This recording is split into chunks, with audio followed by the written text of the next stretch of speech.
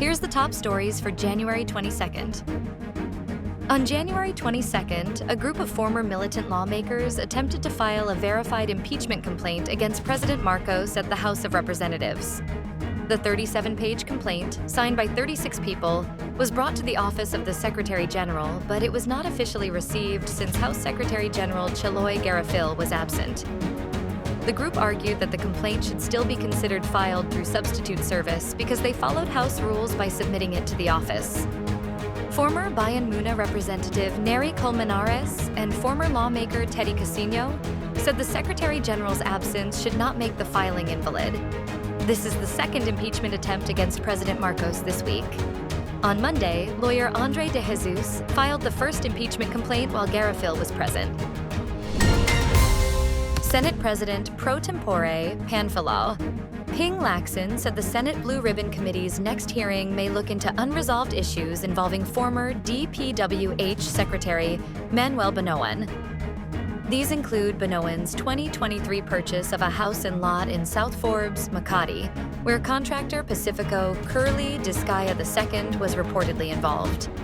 Lacson also said Bonoan should explain the repeated mistakes in grid coordinates for flood control projects sent to President Ferdinand Marcos Jr.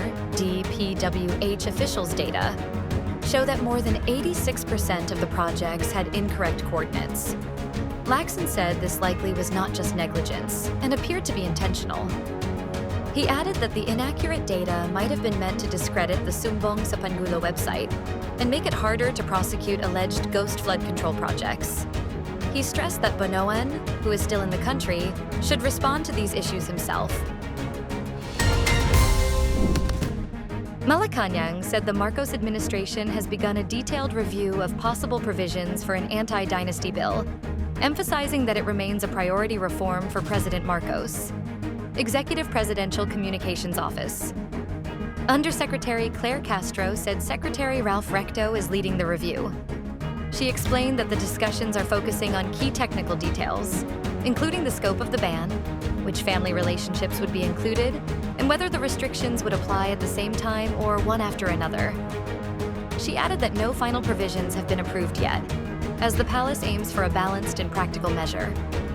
President Marcos has urged Congress to fast-track the Anti-Dynasty Bill and other priority measures. Several proposals are already pending in the 20th Congress, including a House bill that would prevent relatives up to the 4th civil degree from holding elected positions in the same area at the same time. According to DILG, Secretary Johnvic Remulla, fugitive businessman Charlie Atong Ang might be hiding in Cambodia or nearby countries. Remulla explained that Ang built connections there after the Philippine government banned pogo operations and online sabong.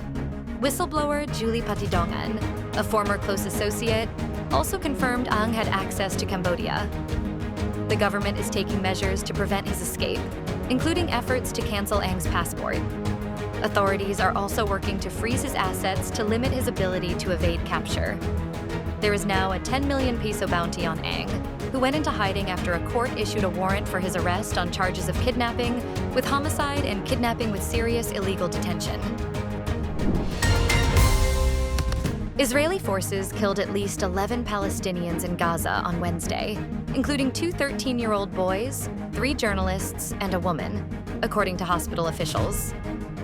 The deaths marked one of the deadliest days since the ceasefire between Hamas and Israel took effect in October, even as the United States continued efforts to advance the deal toward a difficult second phase. 3 Palestinian journalists were killed while filming near a displacement camp in central Gaza.